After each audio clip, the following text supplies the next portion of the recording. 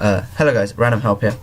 Today I want to be talking about the Oxford interview and how it was for me, and I'll give you some tips on how to prepare, I guess, and what happened when I went there, so you can have a good idea about what the Oxford interview is like. So here, let's go.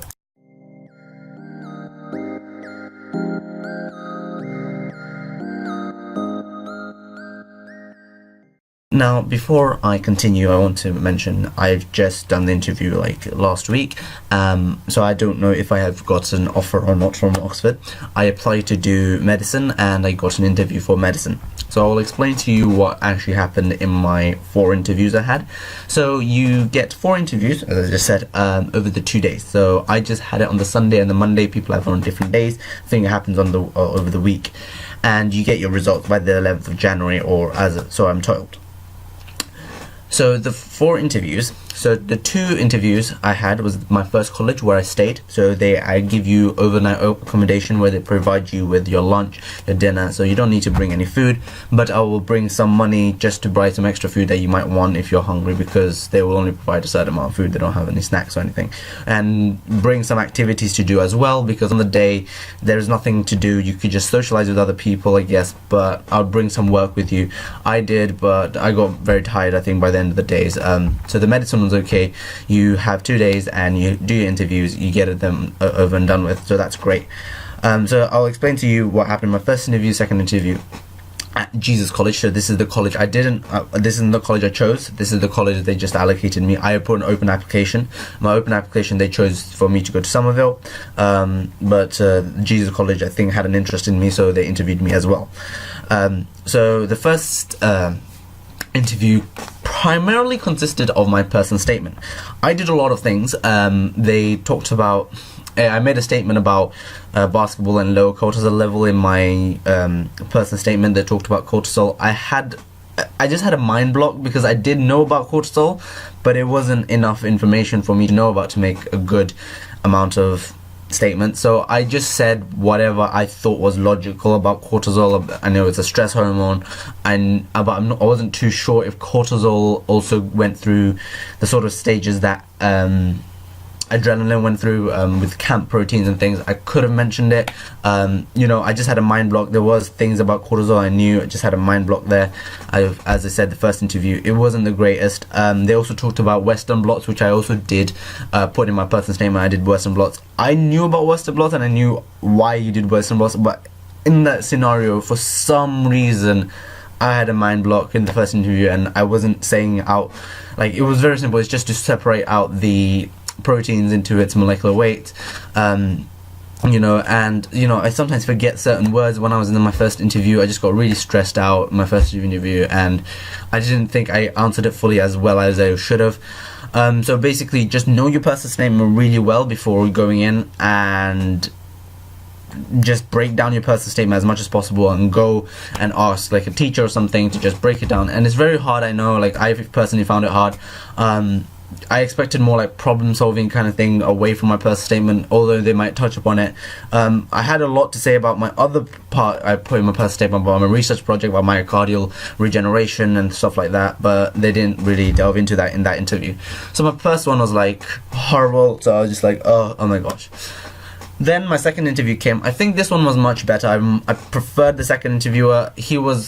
I was late to that interview, unfortunately. I was thinking, it's at 4:30, but no, it was at 4:15.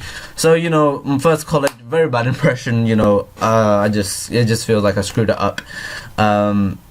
First impression, it counts. I was late. I had mind block.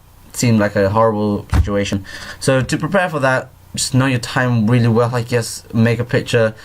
They say don't go early because they said do not come early because we're pretty much running late and everything, so don't come too early. So I was gonna go like around 5 minutes early, and I was gonna go, and then he said, oh wait, it's your interview now, and it's like, I felt so stupid. So yeah, that was a very bad thing I did in the second interview. But in the second interview, I did feel more comfortable. They talked about clinical stuff, very easy questions which I could just answer about clinical studies and how you conduct them. They talked about myocardial regeneration and what about some bits I was very like, oh gosh, I do know stem cells are a regenerating cell, but I thought it was very obvious. So sometimes state the obvious. So what I meant about stem cells is like my research project was about stem cells and stem cell research, and of the heart. And one of the basic things about stem cells is self regenerating. I knew this. I thought it was very obvious, and it's like, what's one of the functions of a stem cells? And I thought, yeah, I thought it was very obvious, but sometimes just breathe and just say what literally a stem cell can do, and sometimes that could actually be the answer, and that was the answer. It's just it can self-regenerate. You know, even I know this about keratinocytes, but in our what's this, skin, you know, keratinocytes, they are self-rejuvenating as well. Like, these are just skin cells, you know, and they can do that. I just felt so stupid, and that was, so these are my two interviews, but yeah. The other two interviews at another college, which is the college they allocated me, which is Somerville, was much, much nicer. It was just, that was the kind of interview I was expecting. I sort of had some preparation for. So they interviewed me. They made me look at some graphs. They looked at me a few graphs, very easy, like looking about insulin resistance, you know, diabetes, they're of different thing. They did question me about my personal statement, but they talked about more the GlaxoSmithKline where I went to. They said, oh, how could you use possibly a fruit fly or something? I was like, oh, you could talk about their nervous system, maybe that's something you could check. You know, I gave reasonable answers. I thought I gave reasonable answers in that interview. But yeah, I just feel like I got mind blocked a lot. Another thing is, so in the interview, there was two interviewers. One of them, I think, they were playing sort of like bad cop, good cop kind of thing. One was trying to really, you know, go against me, and one was like trying to be good and try. I did prefer the college there. They were much nicer, very nice people. I didn't get particularly difficult questions, but I think the questions I did answer, I could have tried to make it more complex and give a more complex answer. But in general, I thought it was okay at least. The other interview was a very bog standard, normal interview you would normally get at an MMI or any sort of panel interview. It's a clinical interview where they just see, are you an empathetic person? Are you able to read sources? They talked about clinical trials and stuff again.